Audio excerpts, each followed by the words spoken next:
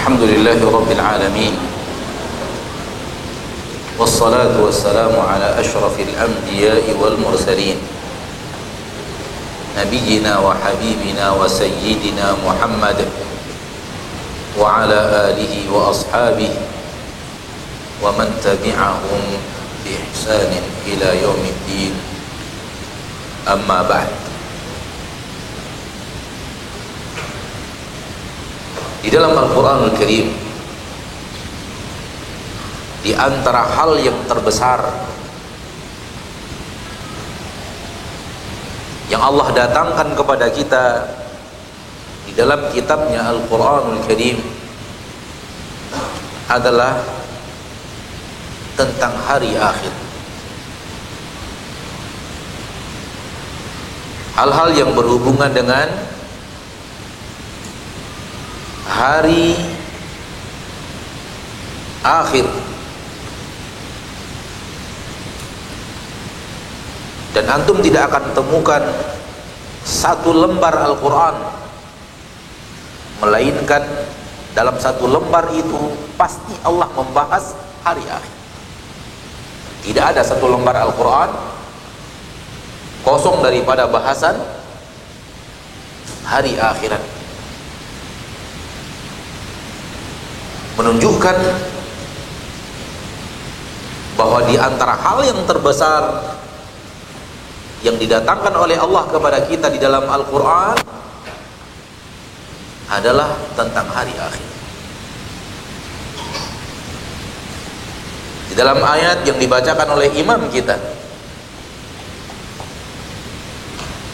di dalam sholat ini saja Isya, satu halaman, beberapa ayat tentang hari akhir.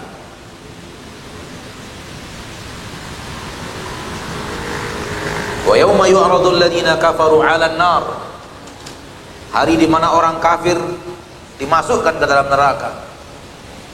Hari akhir. Ka'annahum yauma yarawnaha lam yalbathu, ka'annahum yauma yarawna ma yu'adun lam yalbathu illa sa'atan min nahar. Ketika mereka melihat hari yang mereka dijanjikan, seolah-olah mereka tidak hidup di dunia kecuali hanya sesaat saja. Sa'atan min nahar, hanya sesaat dari waktu siang. Sesaat dari waktu siang. Kalau kita bertemu dengan hari akhir nanti, hari di mana kita dijanjikan oleh Allah pasti bertemu dengannya, hidup kita yang kita katakan 60 tahun, hidup kita yang kita katakan 70 tahun ini, kalau kita pandang dari akhirat nanti, setelah bertemu hari akhirat, dia hanya bagikan sesaat dari siang hari. Umur kita itu kita pandang nanti di akhirat. Faham maksudnya kita pandang di akhirat? Kita sudah sampai di akhirat, lalu kita pandang usia kita di dunia, itu usia kita nggak cukup satu hari, hanya sebahagian siang. Illa sa'atan min nahar.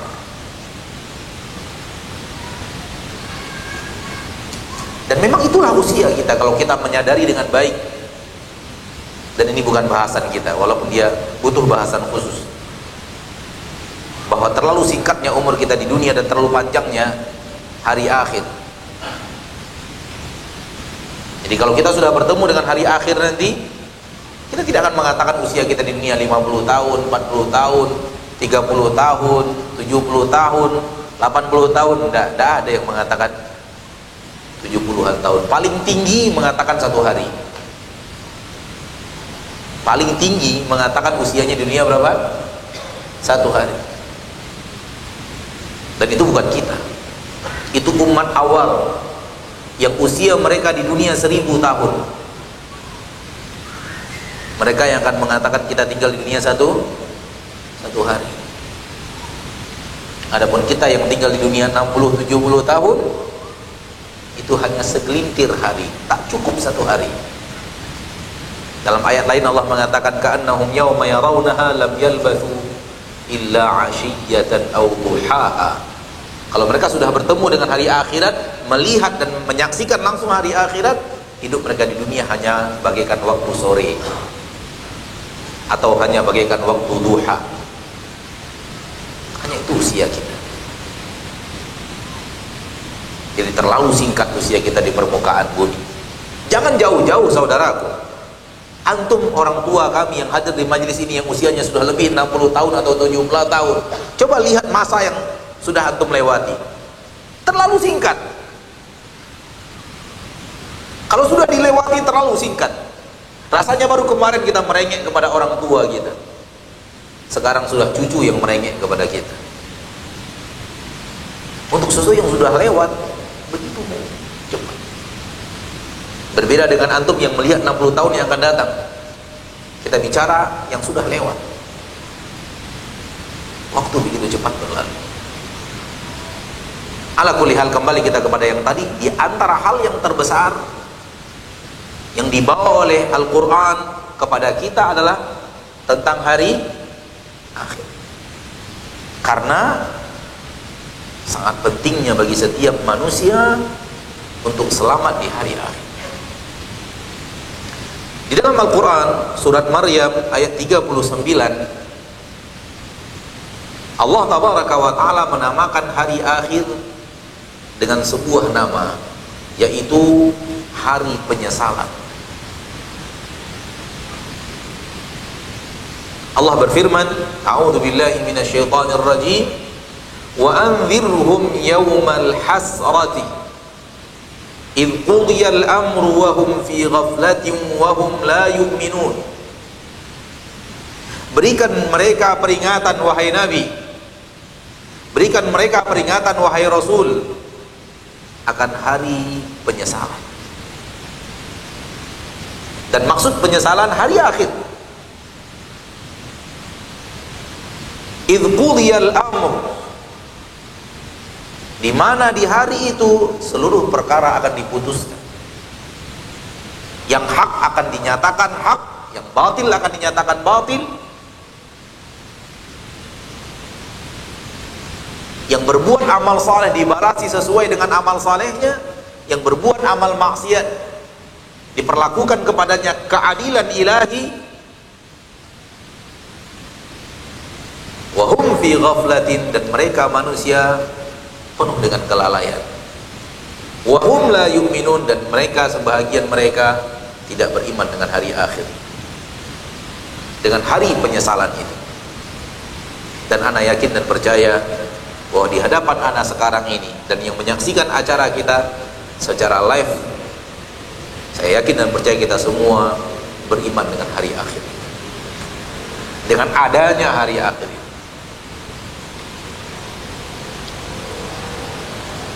Dan Allah Tabaraka wa Ta'ala menyebutnya yaumul hasrah, hari penyesalan.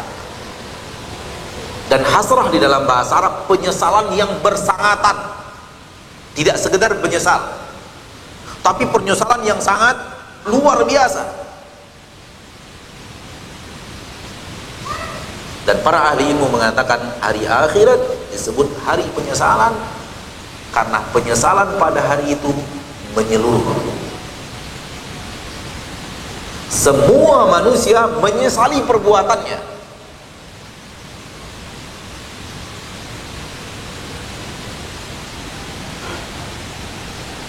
Sehingga semua yang ada di padang mahsyar penuh dengan penyesalan. Dan salah satu hal yang sangat nampak dan jelas di akhirat nanti adalah kita-kita yang hadir di sana penuh dengan penyesalan. Kita akan sesali setiap dosa yang kita kerjakan. Kita akan sesali setiap pekerjaan mubah yang kita tidak beribadah di dalamnya. Bahkan kata para ulama, kita akan sesali setiap amal saleh kita yang sebenarnya kita mampu lebih daripada itu. Lihat bagaimana penyesalan pada masyarakat. Sehingga semua mereka menyesal.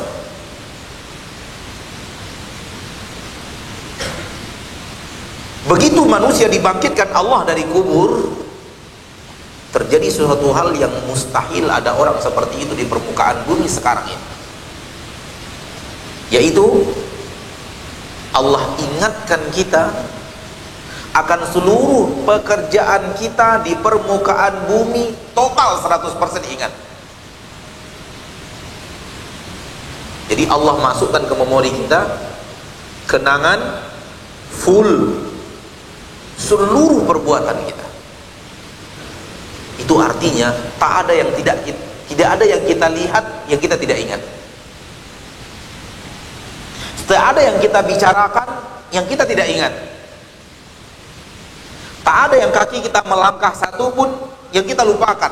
Kemana saja kaki ini pernah melangkah seumur hidup, ingat. Apa saja yang pernah didengar oleh telinga, ingat semuanya. Detail, tanpa ada yang kurang. Itulah firman Allah Tabaraka di dalam Al-Quran, surat At-Takwir, alimat nafsun ma ahbarat. Setiap jiwa mengetahui seluruh yang pernah dia kerjakan. Dan makna yang sama di dalam surat Al-Infitar, alimat nafsun ma qaddamat wa akharat. Setiap jiwa tahu seluruh yang pernah dia kerjakan dan seluruh yang pernah dia tinggalkan, yang pernah dia majukan dan pernah dia akhirkan. Sehingga ketika bangkit dari alam kubur, kita bukan kita yang sekarang. Kalau kita yang sekarang, ucapan tadi pagi aja kita udah lupa. Siapa yang ingat di antara antum sekarang ucapannya dari tadi pagi sampai sekarang semuanya? Ingat? Yang dilihat dari tadi pagi sampai sekarang ini semuanya ingat? Jadi bukan kita yang sekarang. Di mana memori kita Allah ingatkan semuanya. Bahkan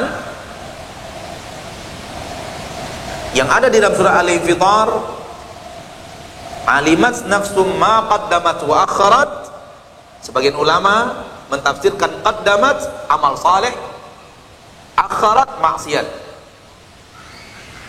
Sehingga manusia mengingat seluruh amal salehnya dan mengingat seluruh maksiatnya.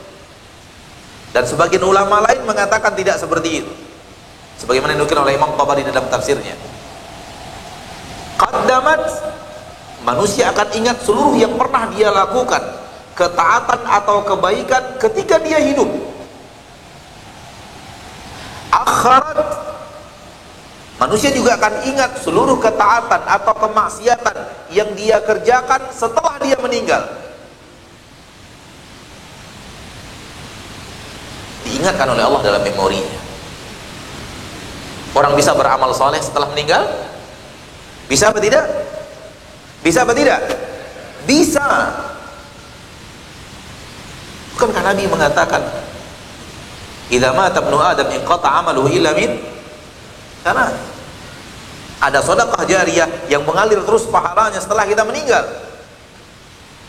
Ada ilmu yang bermanfaat yang mengalir terus pahalanya setelah kita meninggal. Kita ajarkan manusia salat, lalu dia salat, kita meninggal, dia salat, maka pahala salat mengalir walaupun kita sudah meninggal. Artinya manusia bisa beramal saleh walaupun dia sudah meninggal. Dia dirikan masjid, dia dirikan pesantren, dia meninggal dunia, dan di dalam pesantren orang salat, di dalam pesantren orang belajar, di dalam pesantren orang menghafal Al-Quran, itu kan mengalir terus pahala walaupun sudah meninggal. Artinya masih bisa berbuat amal saleh walau sudah meninggal, diingatkan oleh Allah di dalam memori seorang insan. Hal yang sama maksiat. Barang siapa yang melakukan maksiat, kemudian maksiat itu terus berlanjut setelah dia wafat, maksiat itu mengalir. Dia bangun rumah judi, setelah dia meninggal rumah judi berjalan terus. Dia bangun rumah musik, dia lantunkan nyanyi-nyanyian haram, setelah dia meninggal puluhan tahun, ratusan tahun, itu terus dilantunkan, manusia mengalir dosanya. Dan semua itu masuk di dalam akhirat. Jadi Allah ingatkan seluruh ketaatan dan maksiat ketika hidup, dan Allah juga masukkan ke dalam memori manusia yang hadir di padang mahsyar seluruh pahala amal soleh yang bisa dia hasilkan setelah wafat, atau maksiat yang juga mengalir ke dalam kuburnya, ke dalam catatan amalannya setelah dia wafat. Qaddamat selama hidup, akhirat setelah wafat. Bukankah Nabi SAW mengatakan barang siapa membuat sunnah yang buruk, maka dia mendapatkan dosanya, dosa orang yang mengikutinya sampai hari kiamat. Barang siapa melakukan sunnah yang baik, maka dia mendapatkan pahalanya dan pahala orang yang mengikutinya sampai hari kiamat. Itu akan dimasukkan Allah dalam memori manusia. Sehingga apa? Sehingga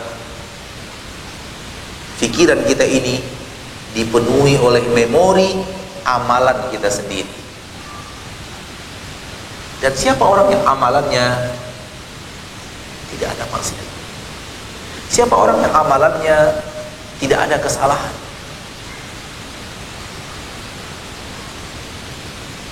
Nabi Ibrahim menyesali perbuatannya. Padahal Nabi Ibrahim.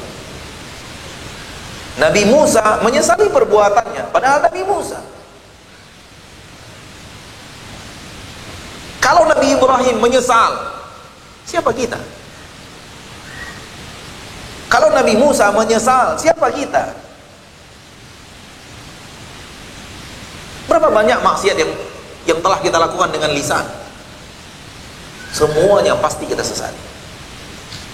Berapa maksiat yang sudah pernah kita lakukan dengan mata? Semuanya kita ingat dan kita pasti sesali. Telinga, tangan, kaki, hidung, kulit, kemaluan, hati. Dan itu yang membuat suasana akhirat mencekam. Itu yang membuat suasana akhirat genting. Saking gentingnya, saking mencekamnya, manusia tidak peduli dirinya tanpa pakaian. Saking gentingnya, saking mencekamnya, manusia tidak peduli orang-orang di depannya tanpa pakaian.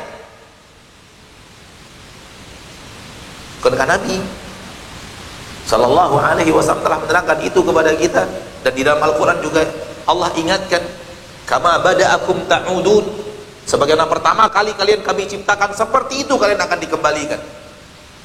Dan Nabi terangkan, yub'atsun nasu yaumal qiyamati hufatan uratan urla. Di dalam riwayat lain, buhma, ketika manusia dibangkitkan pada hari kiamat, hufatan, tidak pakai sendal, uratan, tak ada pakaian, ghurlan, belum dikhitan, buhman, tidak membawa secuil pun kenikmatan dunia. Kama bada'akum ta'udun, di dalam Al-Quran, sebagaimana pertama Allah memulai penciptaan kalian, seperti itu kalian akan dikembalikan. Kalian akan kembali seperti itu. Sebagaimana dulu lahir, tak beralas kaki, tak berpakaian, belum dikhitan, dan tidak membawa secuil kenikmatan dunia, hal yang sama ketika lahir lagi dari kubur di padang mahsyar. Dan kondisi manusia tanpa pakaian tidak membuat pikiran seseorang, badanku tanpa pakaian, mana harus mencari pakaian. Kenapa? Sibuk dengan penyesalan, sibuk memikirkan kesalahan. Apatah lagi ketika neraka dan surga telah dibawa di padang mahsyar, didatangkan neraka, waji'a yauma idzin di jahannam, didatangkan surga, wa uzlifatil jannah. Nampak neraka yang dulu pernah Allah sampaikan di dalam Al-Quran, nampak neraka yang dulu pernah disampaikan Nabi Muhammad sallallahu alaihi wasallam, nampak surga yang dulu pernah Allah sampaikan kepada kita di dalam Al-Quran dan kita imani.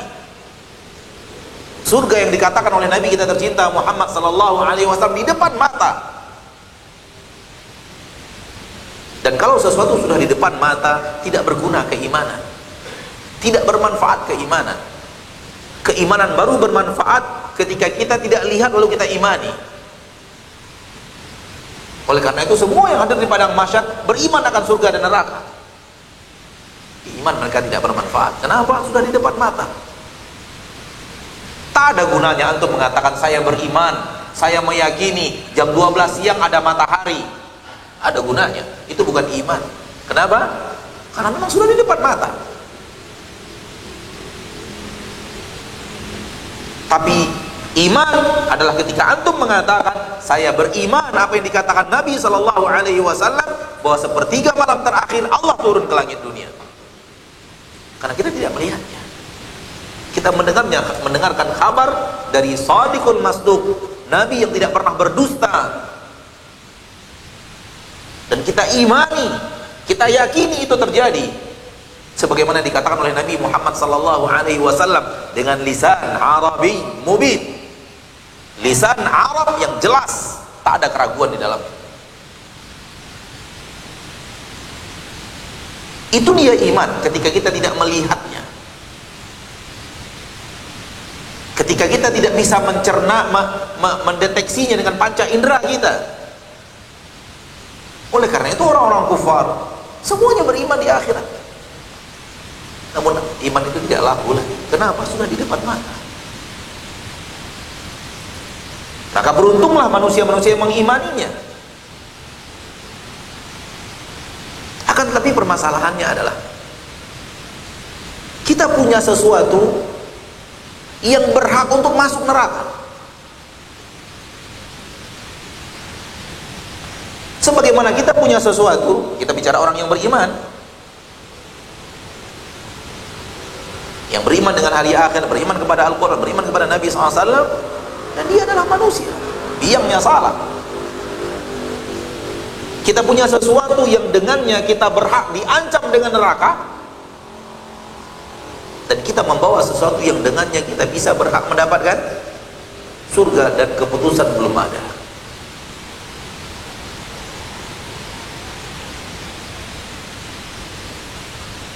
Apakah akan diterima permohonan taubat kita, permohonan ampun kita kepada Allah di sela-sela sholat kita, di sujud-sujud kita, di antara doa yang kita panjatkan di sepertiga malam terakhir ketika tahajud, atau setelah sholat, atau di dalam sholat, atau di Arafah, atau di Ka'bah, atau di dalam rumah kita, atau di masjid, di antara azan dan iqamat kita minta ampun kepada Allah. Apakah diampuni atau tidak, kita tidak tahu, karena kepastiannya saat berhisab, di saat kita dipanggil menghadap Allah satu persatu. Di situ baru akan ketahuan diampuni atau tidak diampuni, diterima atau tidak diterima. Sehingga mata manusia terbolak-balik antara surga dan harapan bisa menjadi penduduk surga, neraka, ketakutan yang luar biasa terhadap apinya yang menyala-nyala. Karena dua-duanya kita bawa. Kita membawa sesuatu yang dengannya berhak diancam dengan neraka, lisan yang tidak terjaga, mata yang tidak terpelihara, telinga yang tidak terkontrol, kaki yang telah melangkah ke tempat yang Allah haramkan, tangan yang telah memberi, mengambil, menandatangani yang diharamkan Allah, telah menyentuh hal yang diharamkan Allah Subhanahu wa ta'ala, sehingga takut luar biasa.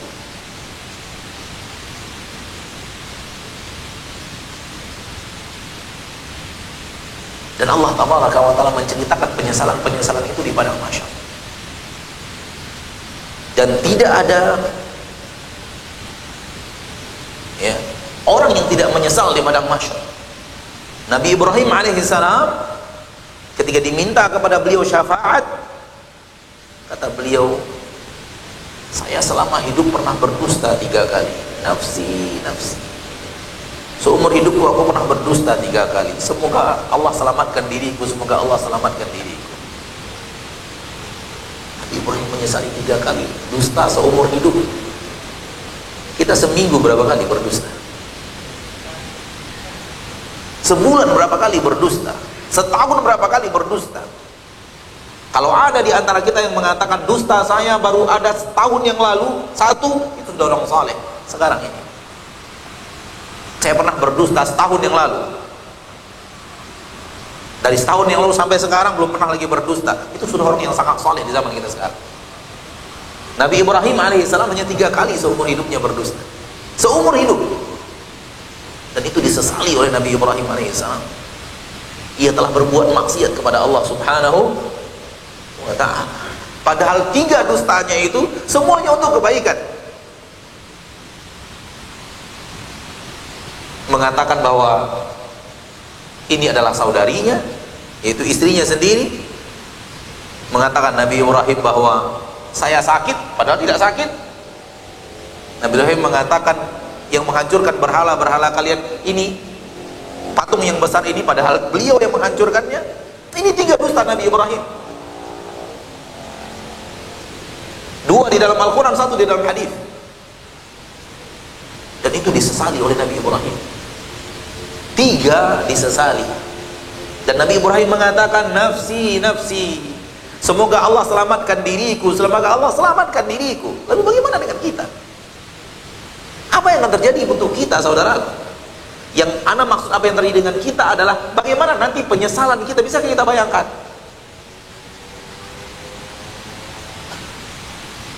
Maka harapan kita yang terbesar adalah kepada ampunan ilahi, kasih sayangnya Allah subhanahu wa ta'ala.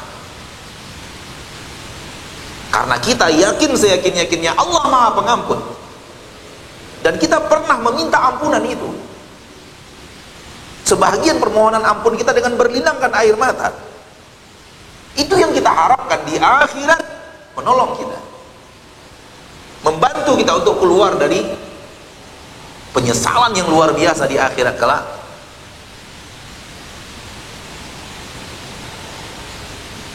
Dan kebahagiaan seorang mukmin itu ketika dia dimaafkan oleh Allah subhanahu wa ta'ala dosa dan kesalahan.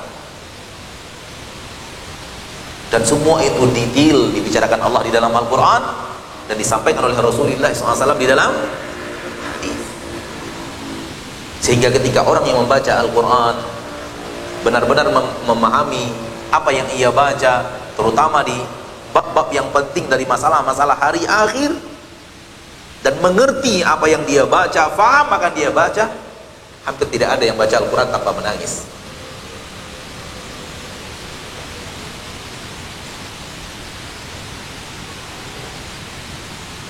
Abdurrahman ibnu Abi Abza, seorang tabi'in, mengimami sholat di Masjid Nabawi,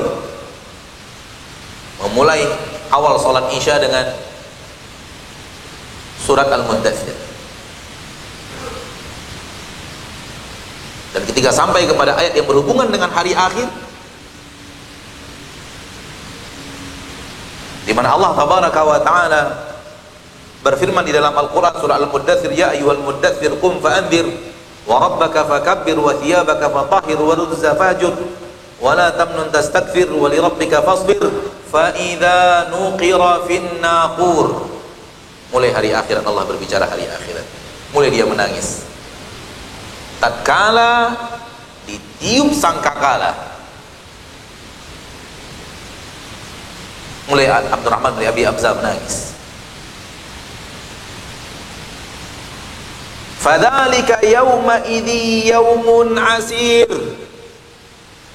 Maka hari itu adalah hari yang sangat teramat berat. Makin tidak bisa membendung air mata. Dan suara beliau sudah mulai terpatah-patah karena isakan tangis. Alal kafirina ghairu yasir. Apatah lagi kepada orang-orang yang kafir, hari itu adalah hari yang tidak mudah. Sampai di ayat ini beliau tidak bisa melanjutkan.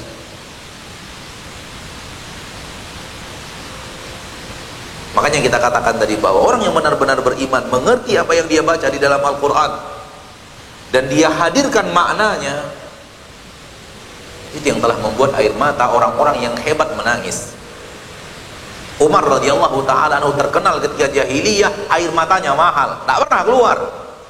Tapi ketika beriman membaca Al-Quran, menangis terisak-isak bagaikan anak kecil. Dan Abdurrahman bin Abi Abza berusaha mengulang-ulang ayat tadi, tapi berhenti di ayat ini, tak sanggup lagi melanjutkan bacaan Al-Qurannya. Akhirnya beliau pingsan. radhiyallahu anhu rahimahullahu rahmatan wasi'ah. Karena imam pingsan, kewajiban makmum di belakang imam melanjutkan estafet salat. Oleh karena itu dianjurkan yang di belakang imam adalah yang mengerti salat. Manakala imam tiba-tiba berhalangan, dia yang maju untuk menggantikan. Nabi SAW mengatakan, liyaliyani minkum ulul nuha, hendaklah yang di belakang saya orang-orang yang mengerti dari kalian, karena dia akan melanjutkan estafet salat manakala imam berhalangan. Dia akan mengingatkan imam manakala imam keliru dan salah, baik dalam bacaan, rakaat, dan semacamnya. Maka dilanjutkan estafet oleh makmum yang ada di belakang, karena imam mereka pingsan. Dan ketika mereka selesai sholat, ingin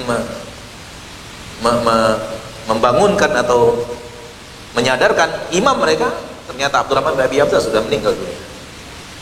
Meninggal ketika membaca Al-Quranul Karim, meninggal dengan ayat-ayat Allah tabaraka wa ta'ala, ya laha min ni'mah. Intinya, ma'asyarul muslimin, ma'asyarul muslimat, hal yang terbesar di antara hal yang terbesar yang sangat banyak mengisi lembaran Al-Quran adalah tentang hari akhir. Dan hari akhir itu disebut oleh Allah hari penuh dengan penyesalan. Di dalam ayat-ayat Allah tabaraka wa ta'ala mendatangkan kepada kita sebahagian perkataan orang-orang yang menyesal di akhirat dengan lafaznya. Dan semua itu Allah ceritakan kepada kita agar kita mengambil i'tibar dan itti'ab, agar kita mengambil pelajaran darinya. Hai orang-orang yang beriman, ini loh penyesalan mereka di akhirat. Untuk apa semua Allah ceritakan? Agar jangan engkau seperti mereka, dan engkau menyesal seperti mereka menyesal. Allah ceritakan kepada kita penyesalan-penyesalan mereka, apa yang mereka katakan, apa yang keluar dari lisan mereka, apa saja yang mereka sesali, agar kemudian kita tidak mengikuti derap langkah mereka, agar kita tidak menyesal seperti mereka.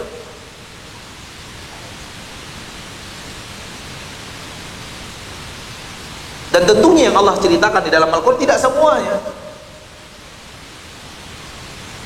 Allah ceritakan beberapa, agar dengannya kita mengambil pelajaran. Seperti inilah penyesalan-penyesalan manusia di padang mahsyar. Sebagian menyesali tidak ikut Allah, tidak ikut Rasul. Sebagian menyesali hartanya, sebagian menyesali jabatannya, sebagian menyesali persahabatannya, sebagian menyesali kelalaiannya, sebahagian menyesali dan menyesali dan menyesali. Mari kita lihat beberapa ayat Al-Quranul Karim yang di dalamnya Allah menceritakan kepada kita penyesalan-penyesalan pada mahsyar. Dan tentu yang bisa kita bawakan pada kesempatan kali ini sebahagian, karena penyesalan padang mahsyar banyak, sangatlah banyak yang bisa Allah mudahkan untuk kita bicarakan. Sampai waktu yang ditentukan kita bicarakan biiznillahi jalla wa'ala. Tapi intinya adalah hari akhirat, hari penyesalan, di mana setiap dosa dan kesalahan kita sesali. Di dalam Al-Quran Allah mengatakan pelaku dosa melihat catatan amalannya mati ketakutan, penuh dengan ketakutan membaca amalannya sendiri. Karena di dalam catatan amalan itu dia temukan terlalu banyak apa? Dosa dan kesalahan. Takut membaca biografi hidupnya sendiri, padahal dia pelakunya, dia aktornya, dia yang melakukan amalan-amalan itu yang dituliskan oleh malaikat dengan rapi dan dikembalikan kepadanya untuk dia baca. Sebagaimana yang ada di dalam Al-Quran surah Al-Kahfi yang antum baca setiap Jumat atau malam Jumat ini. Yauma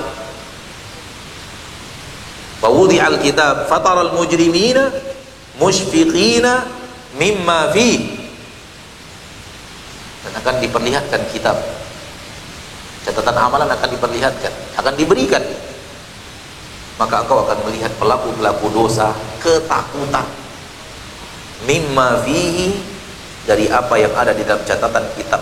Kenapa dia ketakutan? Dia ketakutan membaca biografi hidupnya sendiri.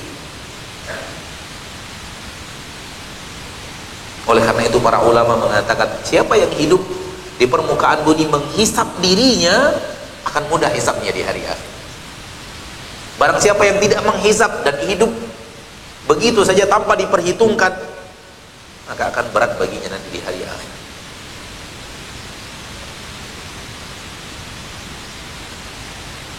Fataral mujrimina mushfiqina mimma fihi wa yaquluna ya wailatana ma li hadzal kitabi la yughadiru saghiratan wala kabiratan illa ahsaha. Mereka berkata, ada apa dengan kitab ini?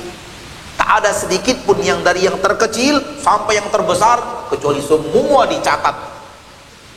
Dari hal yang terkecil sampai hal yang terbesar tak luput dan catatan para malaikat. Sampai su'udzon di dalam hati kita terhadap orang lain pun dicatat oleh malaikat. Kita pernah su'udzon.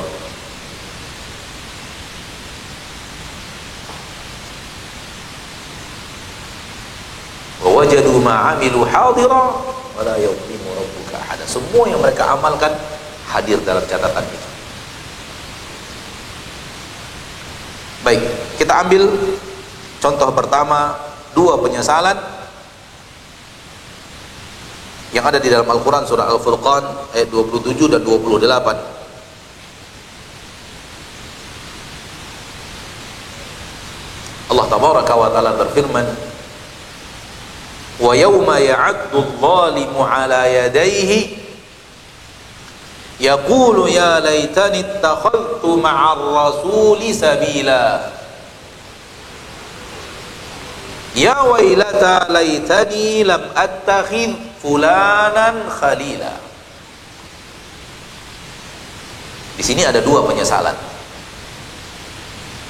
Pertama, wa yauma ya'addu adh-dhalimu ala yadayhi, pada hari di mana orang-orang zalim menggigit tangannya.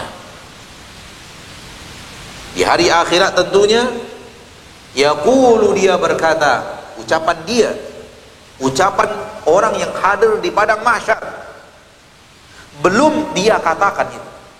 Ikhwan fiddin, apa yang Allah katakan kepada kita dengan kalimat-kalimat di padang mahsyar, semuanya belum terjadi, semuanya belum diucapkan, tapi pasti diucapkan seperti itu. Pasti diucapkan seperti yang Allah sampaikan kepada kita di dalam Al-Quran. Kenapa? Karena Allah tahu semuanya. Akidah kita tentang ilmu Allah, tahu seluruh yang telah berlalu, tahu seluruh yang sedang terjadi sekarang ini, dan tahu semua yang akan terjadi. Dan termasuk yang akan terjadi adalah apa yang akan terjadi dari besok sampai selama-lamanya. Dan salah satunya adalah apa yang disesali di padang mahsyar. Apa saja ucapan mereka menyesali itu, Allah tahu semuanya walau belum diucapkan. Mereka berkata, penduduk neraka berkata kepada malaikat Malik, wa nadaw, mereka memanggil malaikat Malik, ya Malik, wahai Malik, liyaqdi alaina rabbuk, doakan kepada Rabbmu agar ia wafatkan saja kami. Qala innakum makithun, malaikat Malik menjawab, tidak, kalian akan tetap seperti ini selama-lamanya. Kalimat penduduk neraka itu belum mereka ucapkan. Jawaban malaikat Malik belum diucapkan oleh malaikat Malik, tapi Allah tahu mereka akan ucapkan itu kepada malaikat Malik, dan ini jawaban malaikat Malik kepadanya, dan Allah sampaikan kepada kita di dalam Al-Quran. Ini menunjukkan bahwa Allah tahu segala-galanya, semua yang akan terjadi. Ucapan orang di padang mahsyar Allah sudah sampaikan kepada kita di dalam Al-Quran. Dan ini sekaligus, ya, kita keluar sedikit dari tema, bahwa seluruh amalan kita sampai hari kita meninggal, Allah sudah tahu semuanya. Karena kita mengimani Allah tahu semua yang akan terjadi. Dan Allah tahu semuanya walau belum kita ucapkan, dan sudah Allah tulis. Karena Allah tahu, maka mudah bagi Allah menuliskan. Sebagaimana Allah tahu ucapan para orang-orang yang ada di neraka, orang-orang yang ada di surga, yang ada di padang mahsyar, apa perdebatan mereka, lalu Allah ceritakan kepada kita di dalam Al-Quran. Ini pasti diucapkan. Namun sekarang belum terjadi ucapan itu. Apa kata mereka? Ya laitani ittakhadtu ma'ar rasuli sabila. Di antara penyesalan penduduk mahsyar yang pertama adalah ya laitani ittakhadtu ma'ar rasuli sabila. Andai di dunia dulu aku benar-benar menjadikan jalanku bersama Rasul. Andai di dunia dulu aku benar-benar menjadi pengikut setia Rasul Muhammad sallallahu alaihi wasallam yang Allah utus kepada kita tentunya. Penyesalan pertama dalam kajian kita ini dari ayat yang kita bawakan, menyesal tidak menjadi orang yang patuh dan taat kepada Rasulullah sallallahu alaihi wasallam. Dan ini penyesalan besar di akhirat. Dari mereka-mereka yang sengaja menyelisihi Nabi kita Muhammad sallallahu alaihi wasallam. Termasuk kita. Sehebat apapun kita beramal saleh, sehebat apapun kita meninggalkan maksiat, pasti di antara amal kita ada yang salah. Tak ada manusia di permukaan bumi sekarang ini hidupnya bersih tanpa dosa. Jangan sekali-kali antum meyakini ada orang yang antum lihat di zaman sekarang. Di zaman sekarang, kita bicara zaman kita sekarang ini, ada orang yang antum kagumi, ada orang yang antum benar-benar suka dengannya, dengan kajiannya, dengan biografi hidupnya, dengan ilmunya, lalu antum melihat, waduh, bagaikan malaikat. Tinggalkan itu jebakan iblis. Yang harus antum lihat adalah Masya Allah ilmunya, tapi dia juga pasti punya salah. Dan semoga Allah maafkan kesalahan. Tidak, manusia tidak ada yang sekarang ini yang bersih dari dosa dan kesalahan, siapapun orangnya. Hanya saja Allah Maha menutupi. Semua manusia berdosa, namun sebahagian manusia, sebahagian besar dosanya ditutupi oleh Allah, sehingga orang tidak tahu. Tapi dia pasti berdosa. Jadi siapapun yang kita kagumi, jangan pernah hulu berlebihan dalam mencintai, seolah-olah dia adalah orang yang luar biasa taat. Saya 15 tahun dengan dia, Ustaz, tak pernah saya lihat dia berbuat dosa. Bukan karena dia tidak berbuat dosa, karena Anda tidak melihatnya dan Anda tidak tahu.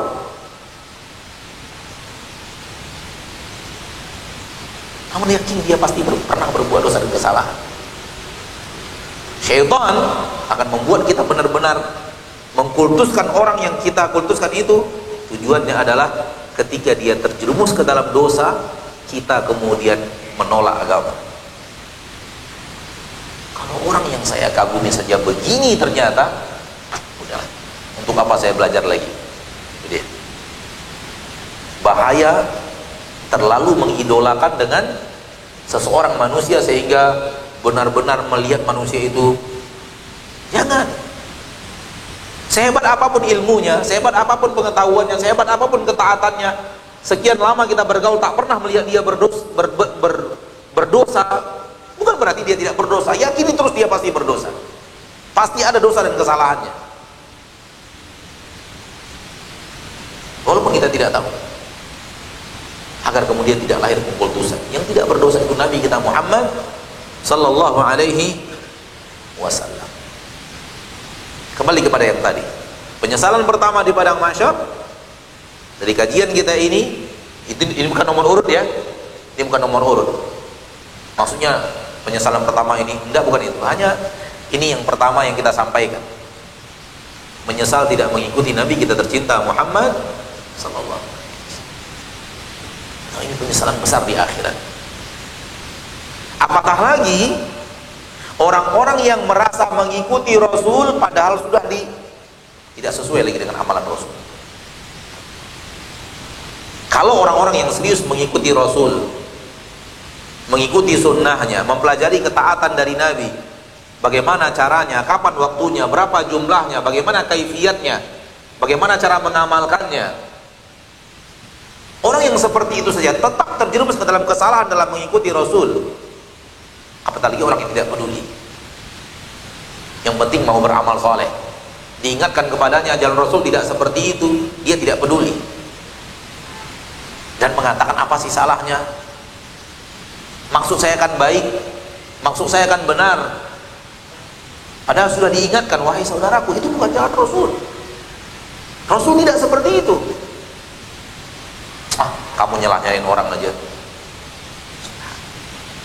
Harusnya orang yang benar-benar mengerti bahwa harus mengikuti Rasul, ketika dikatakan kepadanya Rasul tidak seperti itu saudaraku, harusnya jiwanya bergejolak. Lalu Rasul bagaimana? Tolong terangkan kepadaku saudaraku, bagaimana yang dilakukan Rasul agar saya ikuti. Toh hidup saya untuk mengikuti Rasul sallallahu alaihi wasallam. Rasul diturunkan sebagai uswatun hasanah. Laqad kana lakum fi Rasulillahi uswatun hasanah. Man ata'ani dakhalal jannah wa man asani faqad aba. Barang siapa yang patuh dan taat kepadaku masuk surga. Yang tidak mengikutiku enggan untuk masuk surga. Hadis sahih riwayat Imam Muslim dari Abu Hurairah radhiyallahu taala anhu wa ardhah. Harusnya ketika diingatkan kepada kita, wahai saudaraku, Rasul tidak begitu. Harusnya dia, waduh, jadi saya sudah salah ya. Rasul tidak seperti itu kah? Tolong ajarkan kepadaku, wahai saudaraku, seperti apa yang diamalkan Rasul. Karena yang saya inginkan mengikuti Rasul. Ini harusnya. Idealnya seorang Muslim pengikut Rasul Muhammad sallallahu alaihi wasallam seperti ini. Dia menyesal berada dalam amalan yang tidak mengikuti Rasulullah sallallahu alaihi wasallam. Namun di zaman kita sekarang sudah tidak seperti itu. Dikatakan kepadanya, saudaraku, seperti itu tidak sama dengan yang diamalkan Rasul. Kamu memindah-pindahkan orang, kamu nyalah-nyalahkan orang, kayak kamu aja yang benar, kayak kamu aja yang masuk surga, kayak kamu aja yang pegang kunci surga.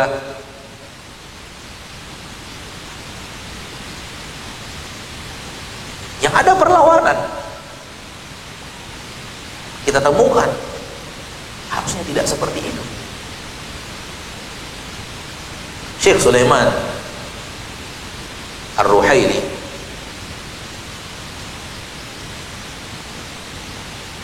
beliau ditanya tentang bagaimana hukum zikir dengan menggunakan biji-bijian tasbih.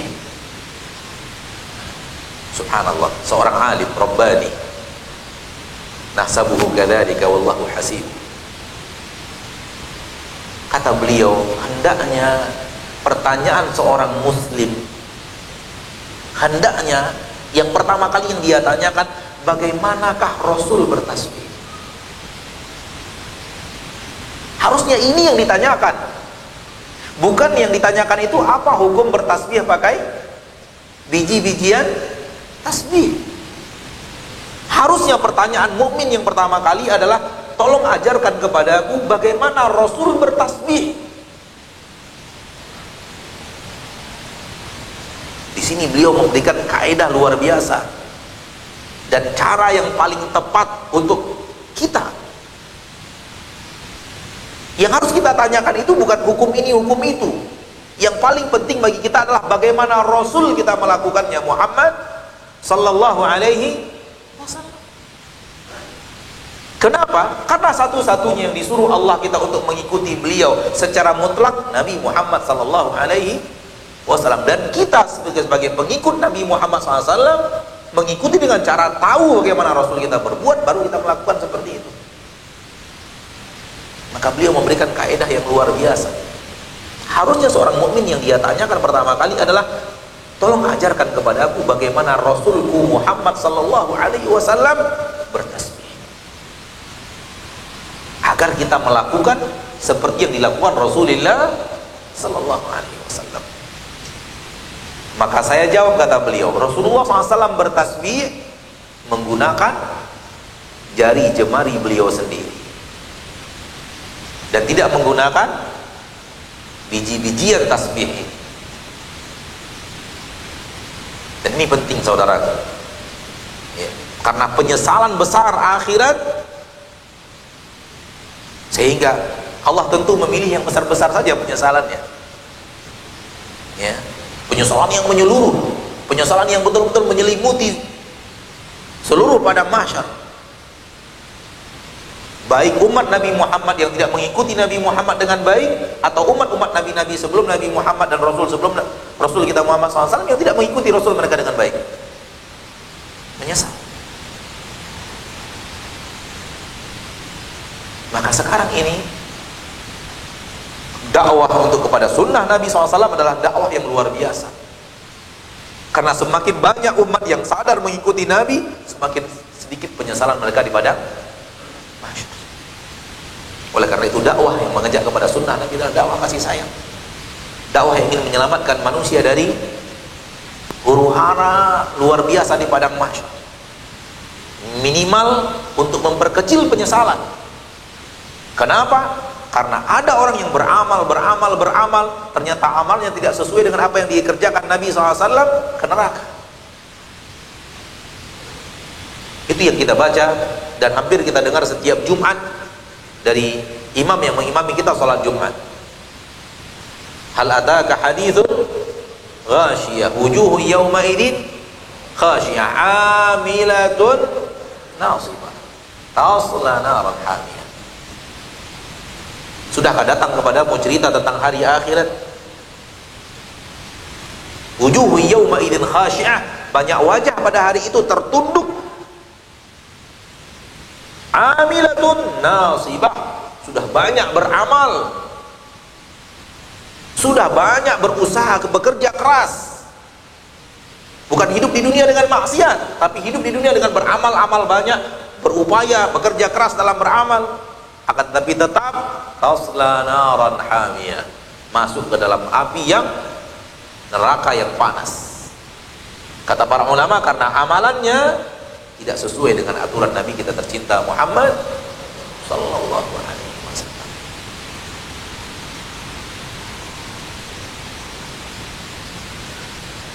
Tasla naran hamiyah tusqa min ainin aniyah, lalu diberi minum dengan air yang, kalau kita lihat Al-Quran terjemahan aniyah, diterjemahkan dengan air yang sangat panas. Dan aniyah bahasa Arabnya artinya bukan panas, tapi arti aniyah dari kata-kata ana, yakni yang artinya telah tiba saatnya. Ana waktu salah, telah tiba waktu salat, tiba saatnya untuk waktu salat sudah datang. Tusqa min ainin aniyah, diberi minum dari mata air yang sudah tiba saatnya untuk diminum. Itu arti yang sebenarnya, bukan panas. Jadi sudah tiba waktunya minum dari air yang sudah tiba waktunya untuk diminum. Imam At-Tabari dalam tafsirnya menukilkan bahwa air ini Allah panaskan semenjak Allah menciptakan langit dan bumi sampai tiba saatnya untuk diminum. Jadi mulai Allah menciptakan langit dan bumi, ini air sudah dipanaskan. Terus sampai hari ini dipanaskan terus. Sampai hari padang mahsyar, semua manusia hadir di padang mahsyar, air itu dipanaskan. Sampai kemudian penduduk neraka, naudzubillah min dzalik, masuk neraka, dan saatnya mereka minta minum, saatnya air itu diambil dan diminumkan kepada mereka. Jadi aniyah artinya air yang tiba saatnya untuk diminum. Ini terjemahannya. Memang air itu panas, betul ya, panas luar biasa yang tidak akan bisa kita bayangkan. Ganjaran apa? Ganjaran tidak mengikuti jalan Rasul. Akhirnya amalnya tak ada arti, sehingga menyesal di akhirat. Ini yang selalu ana sampaikan kepada saudaraku, saudariku, kaum muslimin dan muslimat rahimani wa rahimakumullah, ya. Ajakan untuk mengikuti sunnah Rasul, ajakan untuk menyelamatkan diri kita masing-masing. Ajakan kasih sayang, bukan ajakan kebencian. Salah Anda yang menilai orang yang mengajak manusia kepada jalan Rasul, sunnah Rasul, mengajak kepada kebencian. Bukan ajakan memecah belah. Na'udzubillah, summa na'udzubillah min dzalik. Bagaimana mungkin ajakan mengamalkan seperti yang diamalkan Rasul dianggap ajaran yang memecah belah? Namun setan punya cara untuk merubah kondisi dan situasi, merubah hakikat sesuatu. Tuh lihat tuh, mereka nyalah-nyalahin, kamu melakukan ini dikatakan salah, kamu melakukan ini dikatakan salah, nyalah-nyalahin aja mereka. Padahal yang sebenarnya membenar-benarkan, bukan menyalah-nyalahkan. Kenapa? Ini salah saudaraku, mari pindah kepada yang benar. Itu kan? Sehingga yang salah dibenarkan supaya menjadi benar. Bukankah demikian? Misalnya, antum belajar membaca kitab Al-Quran, itu salah saudaraku. Yang benar bacaannya begini. Ghainnya salah, sukun ghainnya salah, makhraj kha-nya salah, makhraj shad-nya salah. Yang benar begini. Ini nyalah-nyalahin apa membenarin? Menyalah-nyalahkan apa membenar-benarkan? Ini membenarkan yang salah supaya menjadi benar. Ini dia dakwah sunnah. Namun iblis punya cara untuk membungkusnya. Tuh lihat mereka nyalah-nyalahin aja.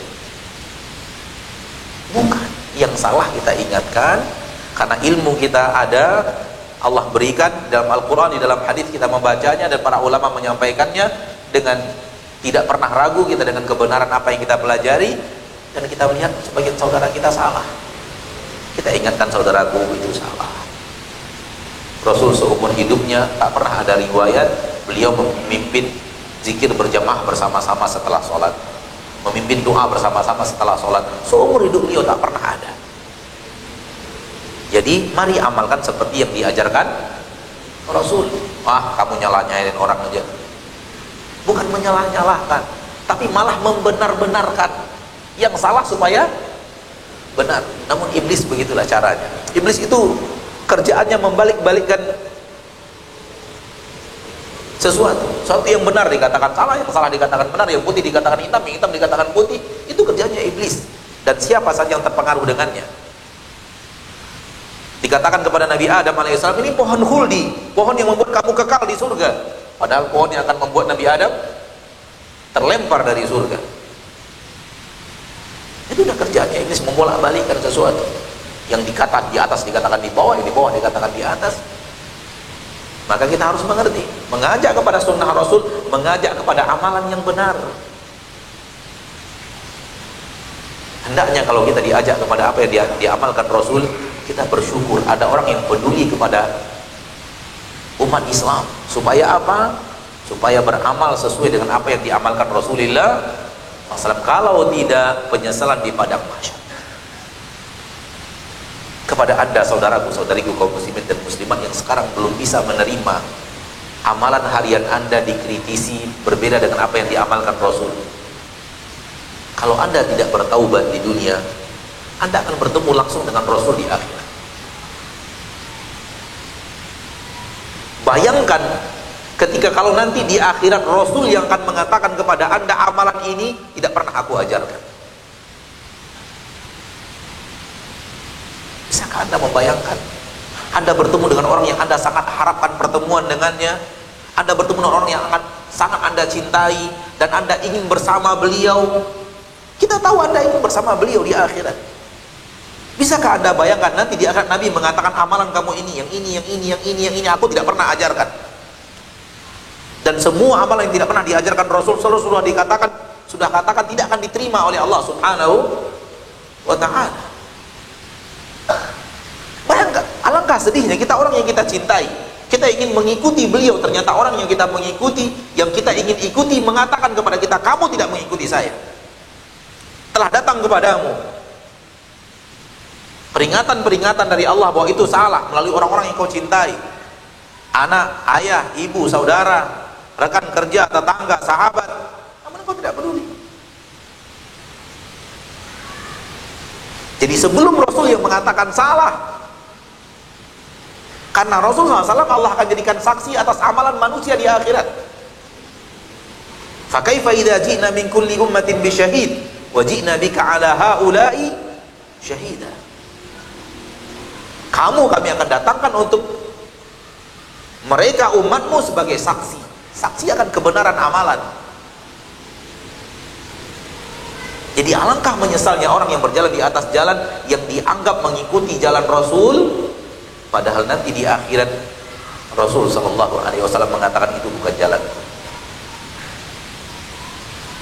Oleh karena itu, di sini kita berusaha mempelajari bagaimana Rasul mengajarkannya, dan kita amalkan sesuai dengan apa yang diajarkan Rasul kepada kita. Supaya apa? Supaya kita tidak mendapatkan penyesalan mahsyar yang sangat besar itu. Walaupun seperti itu, pasti kita juga menyesal. Pasti masih ada pekerjaan kita yang salah, pasti masih ada amalan kita yang keliru, pasti ada pekerjaan kita yang maksiat yang kita sesali.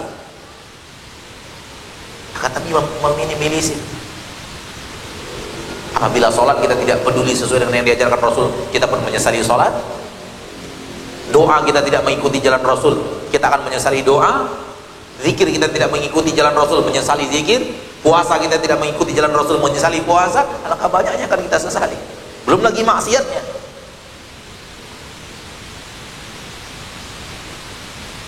Maka di sini peringatan, ya. Al-Quran ketika bercerita kepada kita, di dalamnya penuh dengan peringatan.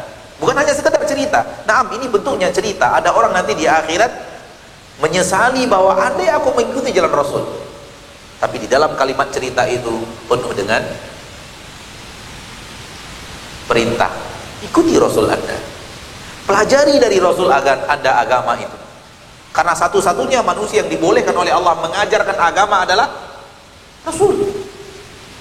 Dan yang lainnya diharamkan bicara agama kecuali sesuai dengan apa yang diajarkan Rasul. Paham maksudnya? Satu-satunya manusia yang diberikan Allah kepadanya amanah untuk menyampaikan agama, satu-satunya adalah Rasul. Maka selain Rasul tidak boleh bicara agama kecuali hanya menyampaikan apa yang disampaikan Rasul. Jangan dibuat-buat. Manusia sekarang mengatakan apa salah? Apa salah? Apa salah? Tidak diamalkan Rasul itu sudah salah. Satu. Yang kedua, yang tidak diamalkan Rasul, Rasul suruh jauhi, bukan kerjakan. Yang tidak diamalkan Rasul, perintah dari Rasul kita Muhammad, jauhi. Ketika kita mengerjakannya, melanggar. Coba datangkan kepada kami dalil Rasul melarang amalan A, amalan B, amalan C, lalu disebutnya detail amalannya itu. Datangkan kepada kami larangan Rasul melarang maulid Nabi. Dia inginnya hadisnya, aku melarang kalian melakukan maulid Nabi gitu. Nggak ketemu. Tapi larangan umum berlaku. Wa iyyakum wa muhdatsatil umur. Jauhi oleh kalian perkara-perkara baru yang tidak pernah diajarkan. Termasuk di dalamnya maulid Nabi. Karena tidak pernah dilakukan Nabi Muhammad sallallahu alaihi wasallam.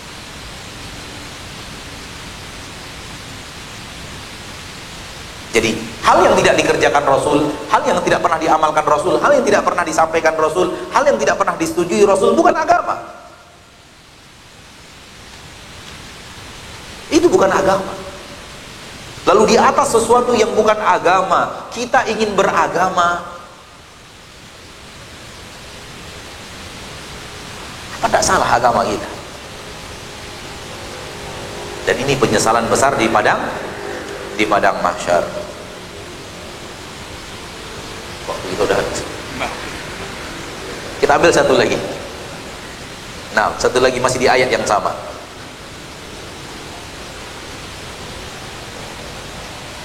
Akhirat akan panjang. Nah. Ayat yang ke 28. Tadi ayat yang ke 27 dari surat Al-Furqan. Ayat yang ke-28, ya wailata laitani lam attakhid fulanan khalila. Aduh, menyesalnya aku. telah menjadikan si fulan sebagai sahabat karib, sebagai sahabat dekat, sebagai teman baik.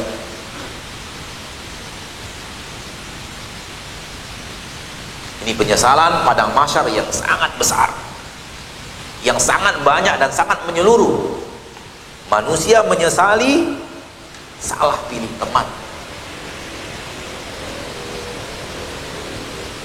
Hanya satu yang tidak disesali, manakala dia memilih pertemanannya dengan alasan takwa.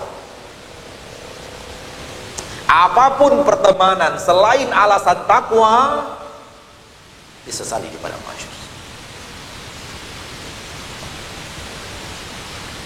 Menunjukkan bahwa banyak manusia sesat disebabkan pengaruh dari orang yang ada di sekitarnya. Sahibu sahib kama yaqulun. Sahabat itu menarik kita. Bukankah Nabi telah mengatakan bersahabat dengan orang saleh bagaikan bersahabat dengan pedagang minyak wangi. Boleh jadi dia hadiahkan kita minyak wangi itu sehingga kita bisa gunakan, atau kemudian kita beli darinya minyak wangi sehingga kita bisa gunakan, harum kita, wangi kita. Minimal tercium dari dia aroma yang bermanfaat untuk kita, kebaikan dan ketaatan kita, kemaslahatan kita di dunia dan di akhirat. Dan bersahabat dengan orang yang tidak saleh, teman yang buruk, bagaikan bersahabat dengan si pandai besi. Kalau tidak membakar pakaianmu, bunga-bunga apinya menyambar pakaian kita, lalu pakaian kita berlubang-lubang atau terbakar sekalian. Wa imma an tajida minhu rihan natinah, atau kau temukan dari dia aroma yang tidak sedap,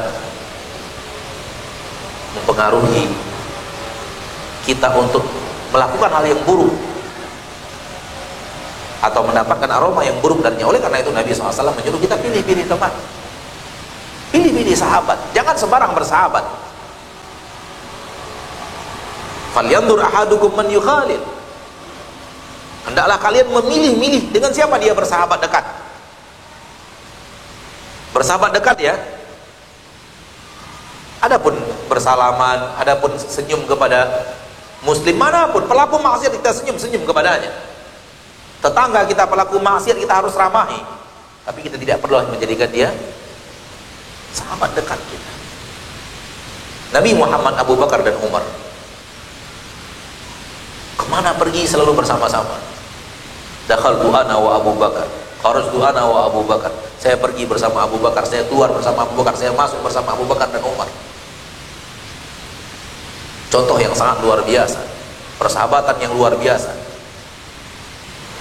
sehingga Ummu Aiman menangis begitu setelah Rasul wafat. Yang datang hanya Abu Bakar dan Umar. Biasanya ada bertiga, biasanya yang datang bertiga, sekarang yang datang hanya berdua. Teringat satu yang ketiga yang sudah wafat, yaitu Nabi kita tercinta Muhammad SAW. Dan ketika Ummu Aiman menangis, Ummu Aiman mengatakan, biasanya kalian datang bertiga, Rasul, Abu Bakar dan Umar. Jadi hati-hati memilih sahabat. Banyak orang sekarang tidak peduli memilih sahabat, sehingga akhirnya banyak orang sekarang yang agamanya rusak. Kalau sahabat saja harus dipilih, apalagi guru agama. Kalau sahabat aja harus milih-milih sahabat, apalagi apa? Guru agama. Alangkah salahnya orang yang mengatakan yang penting dengarkan, ambil baiknya, tinggalkan buruknya. Ya, tidak benar. Manhaj salaf tidak seperti itu. Seorang ulama besar ternama di kalangan tabi'in, muridnya para sahabat, ketika datang seseorang yang dikenal dengan akidah tidak benar, datang kepada saya ingin memberikan nasihat kepadamu, dia tutup telinganya begitu. Itu ulama besar di kalangan tabi'in. Sa'id bin Musayyib rahimahullah rahmatan wasi'ah. Ada orang yang datang kepadanya, orang itu dikenal punya syubhat, punya pemahaman yang aneh. Saya ingin membacakan suatu kepadamu. Ulama, yang ulama ini kemampuan beliau memahami mana yang benar, mana yang salah, ribuan di atas kita, tapi tidak mau mendengarkan. Saya takut ada sesuatu yang salah dia katakan sampai di hati. Sekarang ilmu kita, antara ilmu kita dengan ilmu Sa'id bin Musayyib tidak ada apa-apanya. Lalu kita kemudian dengarkan saja, ambil baiknya, tinggalkan buruknya. Na'udzubillah min dzalik. Kita tinggalkan ini sebentar, kita kembali kepada sahabat tadi. Kenapa Anda bersahabat dengannya? Apa yang membuat Anda dekat dengannya? Apa yang membuat Anda selalu bersamanya? Kalau jawabannya karena dia orangnya mengajak saya kepada ketaatan kepada Allah, kalau bersamanya iman saya bertambah, semangat ibadah saya bertambah, keinginan saya berinfak bertambah, kesabaran saya bertambah, lanjutkan. Tapi kalau bukan itu jawabannya,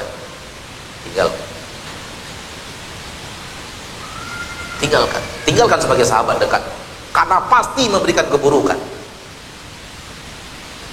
Adapun sahabat secara umum dalam arti kata bermuamalah boleh, tapi sekedar kebutuhan.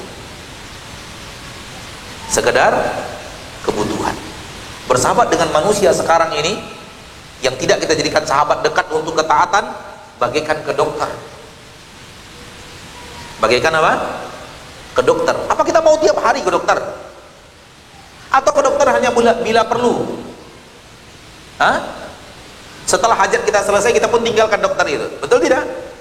Kata para ulama, bersahabat dengan orang-orang manusia sekarang ini yang urusannya dunia, cukup bagaikan kita ke dokter. Sudah cukup. Selesai hajat kita dari dia, selesai yang kita butuhkan dari dia, tinggalkan dia. Tentu bermuamalah dengannya, bermuamalah baik, wajah yang berseri-seri, sapa, kalau dia muslim, assalamualaikum, tanya kabarnya, tapi tidak menjadikan dia sahabat dekat. Hanya sekedar kebutuhan.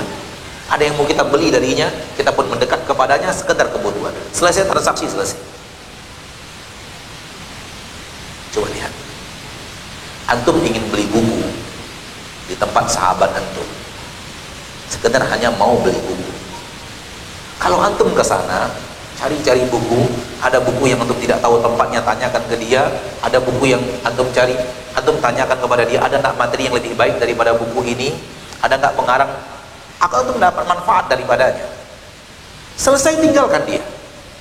Tapi kalau antum duduk di sana, setelah beli buku, duduk di sana itu, tambah waktu antum yang bukan sekedar membeli buku, 2 jam, 3 jam, yakinlah maksiat pun terjadi.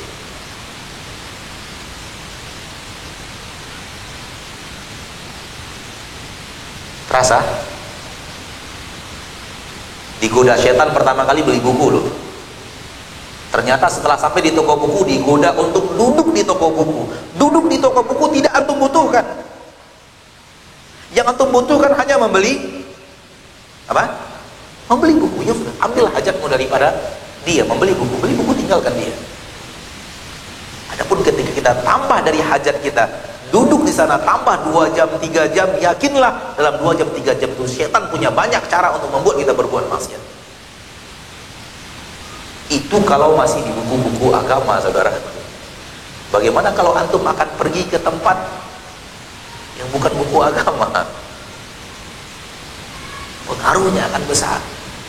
Maka bersahabat dengan manusia yang tidak membawa kepada ketakwaan sebutuhnya saja.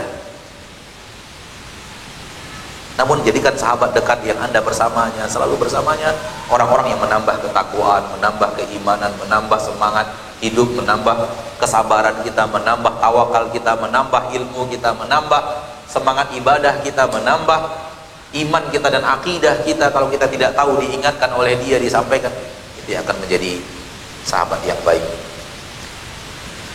Ikhwani fi din rahimani wa rahimakumullah, mudah-mudahan materi ini bermanfaat untuk kita semuanya, terutama yang berbicara. Dan itu hanya baru 2 contoh yang kita bawakan dari ayat Al-Quran. Kalau kita membaca, masih ada penyesalan-penyesalan lain di padang mahsyar. Dan secara ringkas tadi sudah kita katakan, pemimpin, kemudian beraneka ragam yang sudah kita sampaikan tadi sekilas. Namun Allah mudahkan, hanya 2 ini yang kita ambil pada kesempatan yang kali ini dan waktu yang tersisa untuk menjawab pertanyaan-pertanyaan dari antum. Sallallahu alaihi wasallam wa baraka wa an'am ala 'abdihi wa rasulihi Muhammad. Pertanyaan pertama, Anda pernah mendengar bahwa kita tidak boleh mengambil ilmu dari ustadz yang mana dia tahu hukumnya tapi masih melanggarnya. Anda pernah mendengar tidak boleh mengambil ilmu dari ustadz yang mana dia tahu hukumnya tapi masih melanggarnya. Apakah ini benar? Kemudian dalam kurung, contohnya berfoto-foto dan selfie. Andai antum mendatangkan contoh yang lain, mungkin akan klop dengan pertanyaan. Mungkin akan klop dengan pertanyaan. Apakah ustadz yang kemudian melarang, kemudian dia melakukannya, harus kita tinggalkan? Contoh ustadz yang melarang riba tapi masih riba. Tentunya lebih cocok dengan pertanyaan antum. Karena dalam masalah foto, bagaimanapun kita masih tahu ada khilaf di kalangan para ulama. Ya. Contohnya yang antum bawakan kurang pas.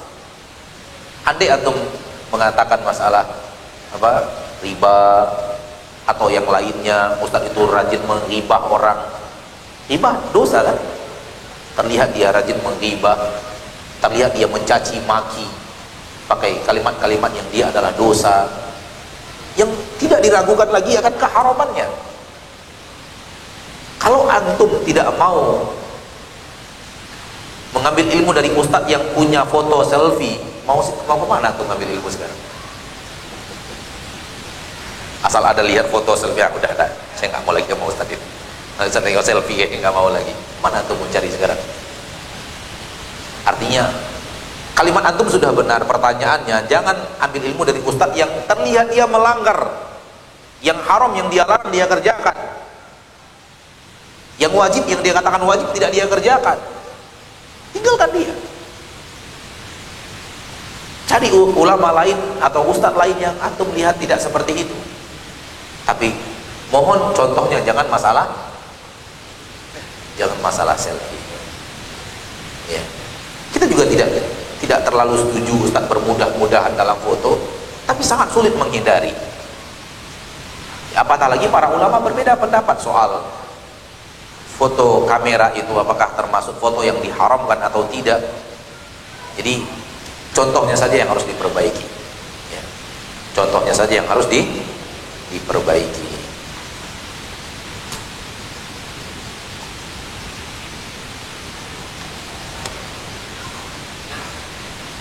Saya pernah membaca tentang alam kubur.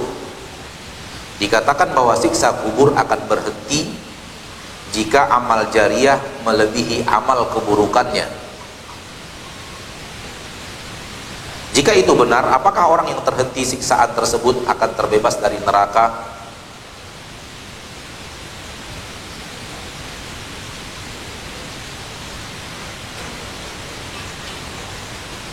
Hal-hal yang berhubungan dengan masalah gaib jangan imani kecuali ada dalil yang jelas dari Al-Quran atau dari hadis Nabi yang sahih.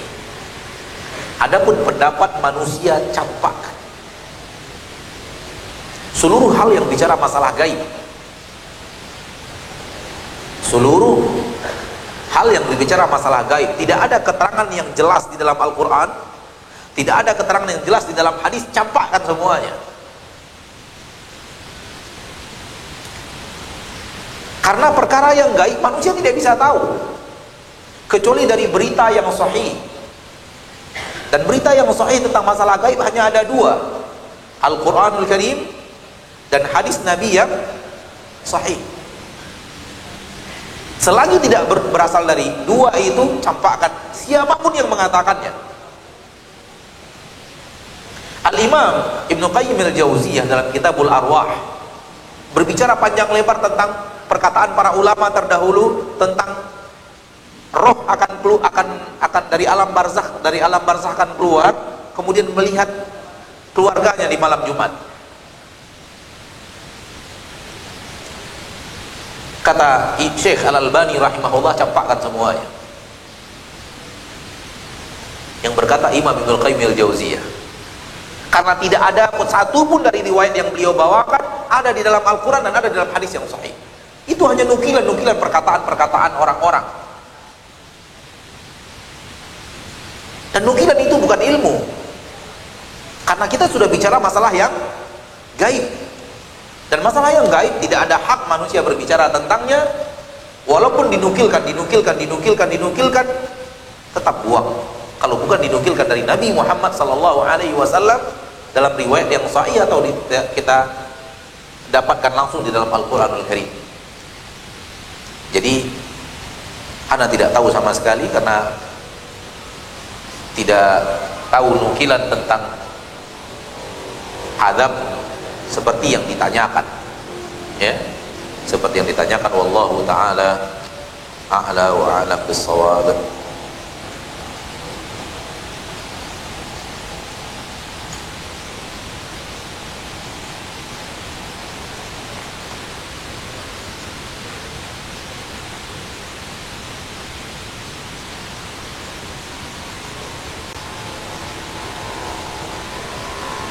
Ini pertanyaan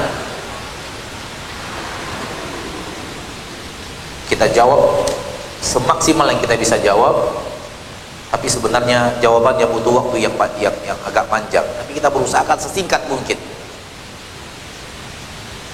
karena ini terlalu banyak ditanyakan. Tidak, maksudnya pertanyaan seperti ini banyak sekali, bukan yang bertanya banyak, bukan. Pertanyaan seperti ini banyak ditanyakan kepada kita. Pertanyaannya adalah, Ustaz, Allah Maha tahu segalanya. Bahkan ucapan yang belum kita ucap pun Allah tahu. Termasuk Allah telah mentakdirkan manusia masuk surga atau ke neraka. Apakah amalan manusia menjadi sia-sia? Apakah manusia bisa disalahkan ketika dia masuk neraka? Sedangkan manusia telah ditakdirkan oleh Allah sendiri kemana dia akan ditempatkan, ke surga atau ke neraka. Jadi kalau bukan manusianya yang disalahkan, antum mau nyalahkan siapa? Apakah manusia bisa disalahkan?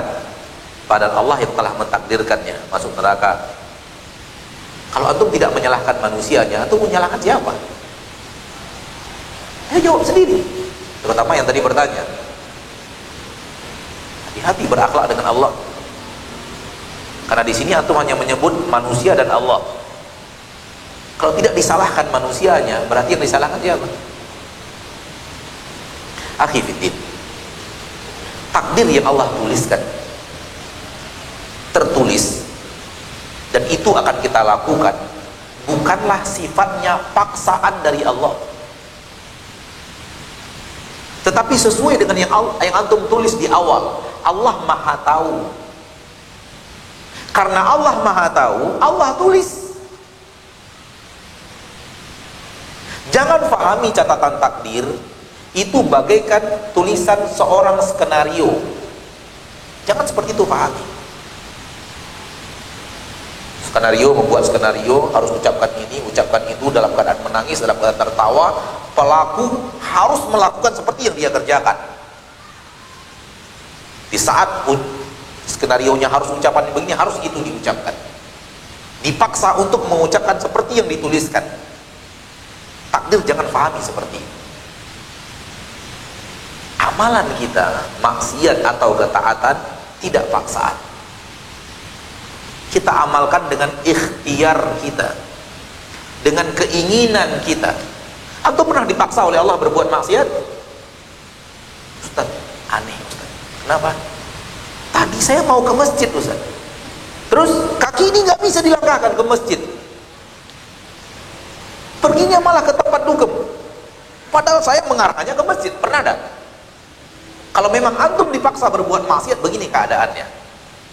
Sebagaimana antum dipaksa berbuat ibadah, begini keadaannya. Aneh Ustaz, saya tadi mau ke pasar, mau ke tempat fulan, mau ghibah di sana. Tapi begitu saya keluar rumah, kaki saya nggak bisa ke sana, selalu larinya ke masjid ini. Pernah gitu terasa? Dipaksa oleh Allah berbuat ibadah? Tidak.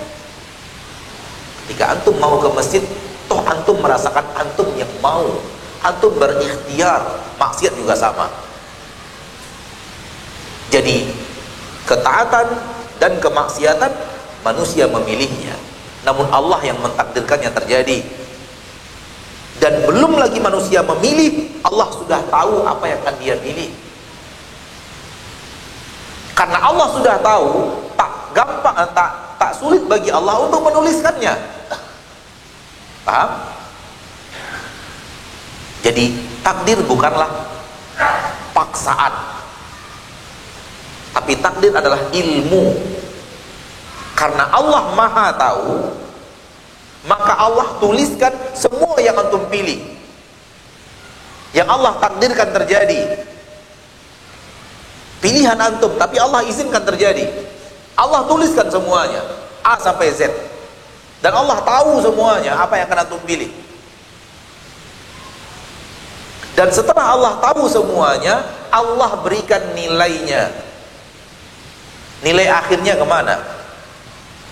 Ternyata antum banyak memilih ketaatan, Allah berikan surga. Allah tahu antum banyak, naudzubillah, ada manusia yang banyak memilih kemaksiatan, Allah berikan neraka. Nilai akhirnya sudah Allah ketahui, sehingga Allah sudah tahu mana hambanya yang ke surga, mana yang ke neraka.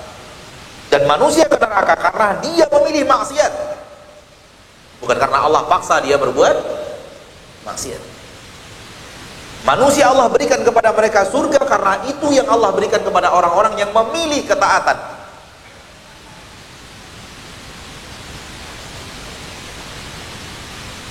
Oleh karena itu Allah mengatakan tentang penduduk neraka, wa ma zalamnahum, kami tidak pernah menzalimi mereka, walakin kanu anfusahum yadhlimun, mereka yang menzalimi diri mereka sendiri.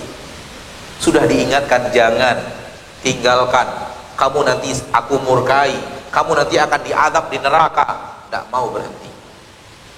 Diberikan peringatan 1, 2, 3, 4. Fir'aun sebelum dihancurkan oleh Allah, berapa kali peringatan Allah tabaraka wa ta'ala Allah berikan kepadanya, sampai dia datang kepada Nabi Musa dan mengatakan, seandainya Allah angkat penyakit ini, kami akan beriman. Seandainya Allah angkat bencana ini, kami akan beriman. Setelah diangkat, balik lagi kufur. Jadi tidak ada seorang pun yang masuk neraka karena Allah menzoliminya dengan memaksanya berbuat maksiat, lalu memaksanya ke neraka. Dan ini bahasannya panjang, masalah takdir. Tetapi ketahuilah saudaraku, bahwa ketaatan kita, kemaksiatan kita, itu karena Allah memberikan kemampuan kepada kita untuk memilih taat atau maksiat. Dan yakinlah bahwa ketika yang kita pilih selalu ketaatan, iman amal soleh, itu yang selalu kita usahakan untuk kita pilih, dan kita hiasi hidup kita secara zahir yang dilihat oleh manusia dengan iman dan amal soleh. Dan ketika manusia tidak melihat kita pun, kita hiasi diri kita dengan iman dan amal soleh. Beriman dan amal soleh tidak hanya ketika dilihat oleh manusia saja. Yakinlah, dan yakinlah, mustahil ke neraka. Karena begitu janji Allah. Orang yang beriman dalam amal saleh, Allah akan masukkan mereka ke dalam surga. Wa'dallahi haqqa, itu adalah janji Allah yang sebenar-benar janji. Wa man asdaqu minallahi qila, siapa lagi yang lebih jujur perkataannya daripada Allah. Seolah-olah Allah tahu, seolah-olah ya, Allah mengingatkan kita di dalam ayat ini, kalian kayaknya ragu dengan janjiku. Kalau kalian pilih iman dan amal saleh, kalian pasti kumasukkan ke dalam neraka. Ini janjiku loh. Dan tidak ada yang lebih jujur perkataannya daripada Allah subhanahu wa ta'ala. Dan masih ada orang muslim yang mengatakan, kalau orang itu rajin beriman, beramal saleh, lalu Allah takdirkan ke neraka, apakah ke neraka juga Ustaz? Tidak ada. Tidak ada orang yang rajin beriman dan amal saleh ke neraka. Karena Allah berjanji, orang yang beriman dan amal saleh Allah masukkan ke mana? Ke surga. Kalau orang yang beriman dan amal saleh Allah masukkan ke neraka, Allah ingkar janji. Dan Allah tidak pernah ingkar janji. Innallaha la yukhliful mi'ad. Allah tidak pernah ingkar janji. Orang yang rajin beriman dan amal soleh pasti ke surga. Jangan pernah ragu. Karena Allah berulang-ulang di dalam Al-Quran, orang yang beriman dan amal soleh Allah masukkan ke surga. Beriman dan amal soleh Allah masukkan ke surga. Tidak pernah satu ayat di dalam Al-Quran. Kalau antum ketemu ayatnya, penggal leher anda. Orang beriman dan amal soleh Allah masukkan ke neraka. Cari ayatnya di dalam Al-Quran. Kalau antum ketemu ayatnya, anda datang untuk dipenggal leher. Karena semua ayat yang berbicara tentang orang beriman dan amal soleh, Allah masukkan mereka ke dalam surga. Kenapa antum ragu? Jadi kalau ada orang beriman dan amal soleh, Allah takdirkan neraka, ke neraka juga, Ustaz. Mustahil itu terjadi. Ada, Ustaz, ada hadisnya. Ada orang yang beramal amalan ahli neraka, ahli surga. Ternyata catatan kitabnya sudah mendahului, lalu dia beramal amalan ahli neraka, kemudian masuk neraka. Ada hadisnya, Ustaz. Hadis itu antum perlu fahami dengan hadis yang lain. Karena di dalam hadis yang lain dikatakan amalan ahli surganya hanya di depan mata manusia. Sementara di belakang manusia dia tidak beramalan amalan ahli surga. Ternyata orang itu beramalan ahli surga karena di mata kita saja. Ketika di belakang kita dia ternyata menyimpan apa? Maksiat. Dan Allah pasti tahu seluruh siapa dia yang sebenarnya. Menurut dia, menurut kita, dia orang baik. Menurut Allah, dia orang jahat. Oleh karena itu ketika dia wafat dalam keadaan maksiat, kita pun sontak kaget. Loh, rajin beramal soleh, kenapa wafatnya su'ul khatimah? Pahamlah kita, ilmu kita tentang dia salah. Ilmu yang benar tentang dia adalah ilmu Allah. Sehingga Allah buktikan kepada kita dia itu bukan orang saleh. Dengan cara Allah wafatkan dia di atas su'ul khatimah. Fahamlah kita bahwa ternyata amal solehnya selama ini di depan kita hanya kamuflase. Ada maksiat yang dia sembunyikan di belakang manusia. Dan Allah ketika menilai manusia ketika manusia tidak di depan manusia. Siapa diri kita yang sebenarnya ketika tidak ada orang? Itulah kita yang sebenarnya. Dan Allah lebih tahu siapa kita. Dan kita bisa sembunyikan maksiat kita dari tatapan manusia, namun kita tidak bisa sembunyikan dia dari tatapan Allah Subhanahu wa ta'ala. Maka tak ada orang yang beriman dan beramal soleh kemudian ujung-ujungnya dia masuk neraka. Itu tidak ada. Karena semua yang beriman dan beramal soleh Allah berjanji memasukkannya ke dalam surga. Jadi sekali lagi bahwa ini pembicaraan panjang, Anda sudah berusaha semaksimal mungkin menyingkatkannya dalam kalimat-kalimat jawaban tadi. Amalan kita, ikhtiar kita, pilihan kita. Faman syaa falyu'min wa man syaa falyakfur. Barang siapa beriman silakan beriman, barang siapa kufur silakan kufur. Wa hadainahu najdain. Kami tunjukkan kepada mereka dua jalan, jalan kebaikan dan jalan keburukan. Imma syakiran wa imma kafura. Silakan dia pilih mau jadi orang yang bersyukur atau mau jadi orang yang kufur. Faman syaa ittakhadha ila rabbih sabila. Yang mau berarti ikhtiar. Keinginan manusia, pilihan manusia. Dia akan mengambil jalan menuju Rabbnya. Yang mau, yang tidak mau ya apa boleh buat. Tidak mau. Jadi perbuatan manusia, ikhtiar manusia. Jangan salahkan Allah ketika manusia yang memilih maksiat lalu salahkan Allah. Dan orang yang berbuat maksiat lalu menyalahkan takdir, kata Imam Ibnul Qayyim, gurunya adalah iblis. Kenapa? Iblis yang berbuat maksiat dia salahkan Allah. Dia yang tidak mau sujud, dia yang disuruh sujud tidak mau, semua orang sujud dia tidak mau karena kesombongannya, lalu dia salahkan Allah. Fabima aghwaytani, karena engkau telah sesatkan aku dari jalanmu. Allah yang dia tuding menyesatkan dirinya dari jalan yang benar, padahal dia yang sesat. Maka orang yang menyalahkan takdir atas perbuatan maksiatnya, itu semua murid iblis. Menyalahkan Allah atas perbuatannya sendiri.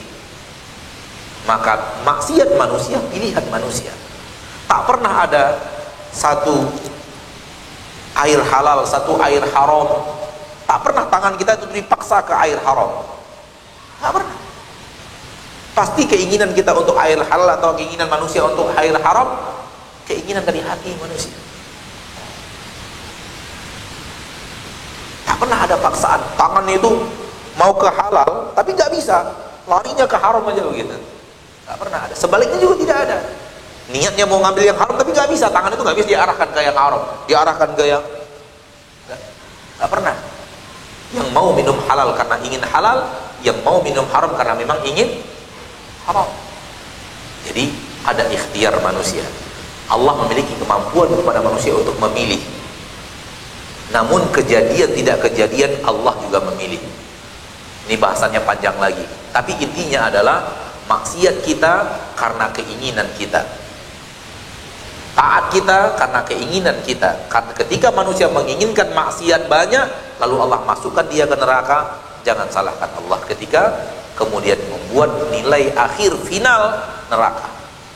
Semua yang masuk neraka, dia yang menzolimi dirinya sendiri. Dan di akhirat kelak, manusia akan mengaku, kami telah menzolimi diri kami. Itu juga ada di dalam Al-Quran. Kalau kita membaca Al-Quran, manusia mengaku, kami yang menzolimi diri kami. Maka jangan salahkan Allah di dalam takdirnya.